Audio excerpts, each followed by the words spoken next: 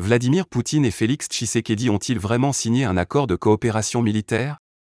Selon une dépêche de l'agence de presse russe TASS publiée le 5 mars, la Russie a approuvé un projet d'accord de coopération militaire avec la RDC. Mais qu'en est-il vraiment?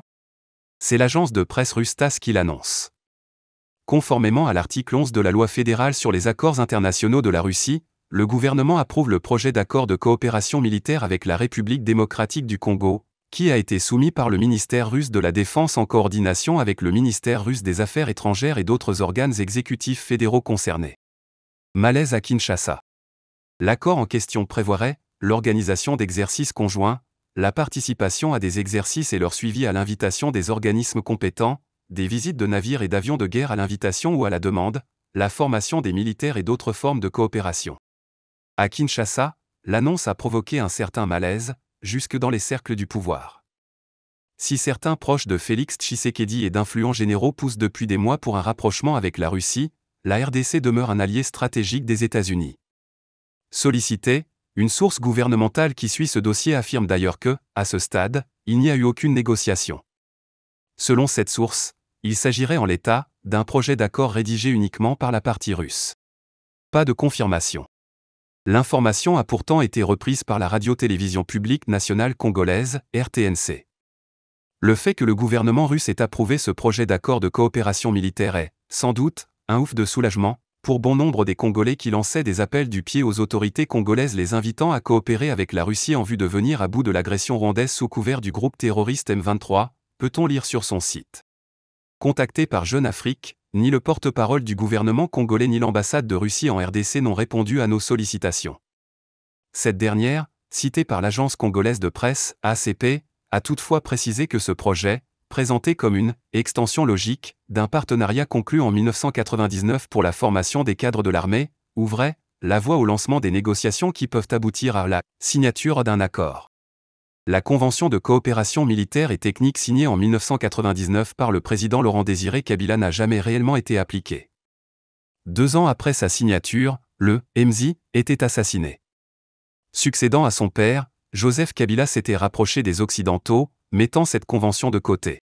C'est finalement en juin 2018 que le président congolais avait fait adopter le document par l'Assemblée nationale, à 6 mois de l'élection présidentielle et 2 semaines après la visite à Kinshasa du vice-ministre russe des Affaires étrangères, Mikhail Bogdanov.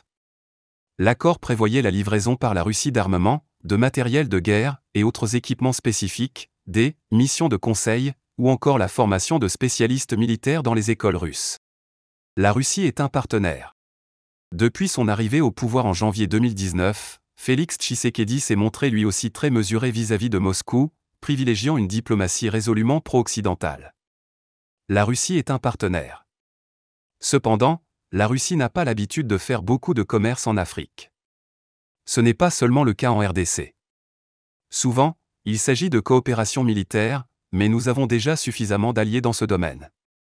Si nous avions des besoins, nous nous serions également adressés à eux, déclarait-il encore début juillet 2023, lors d'un entretien avec sa porte-parole Tina Salama.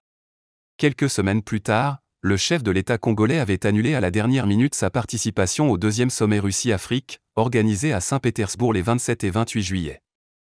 Il s'était fait représenter par son ministre de la Défense, Jean-Pierre Bemba. Au sein du pouvoir, ces choix diplomatiques suscitent toutefois des tiraillements, que le conflit avec le M23 dans l'Est n'a fait qu'amplifier.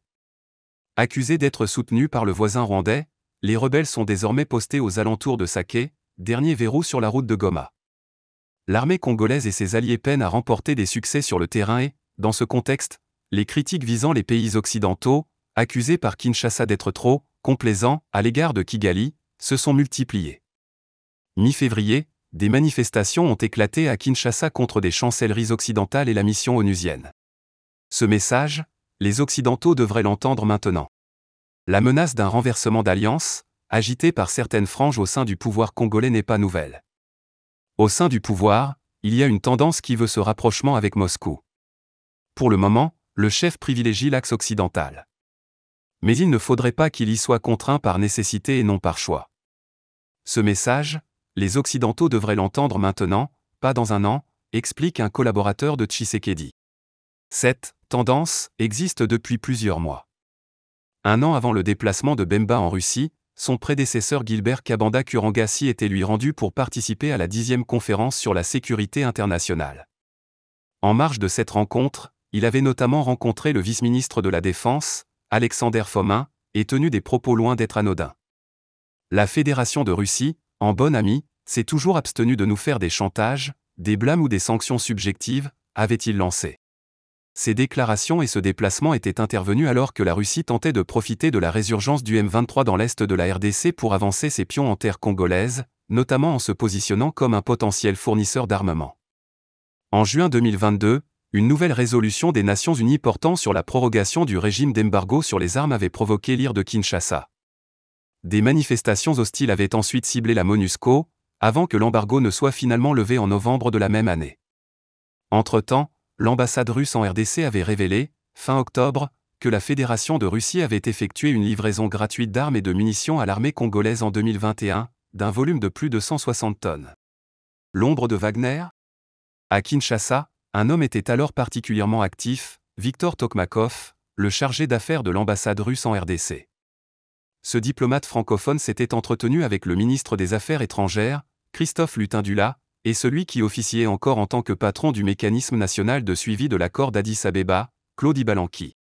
Avant d'être nommé chargé d'affaires à Kinshasa en 2021, Viktor Tokmakov occupait en effet le même poste à Bangui, où il travaillait au moins depuis 6 années et où il fut l'un des premiers artisans de l'implantation d'Evgeny Prigojine et de Wagner.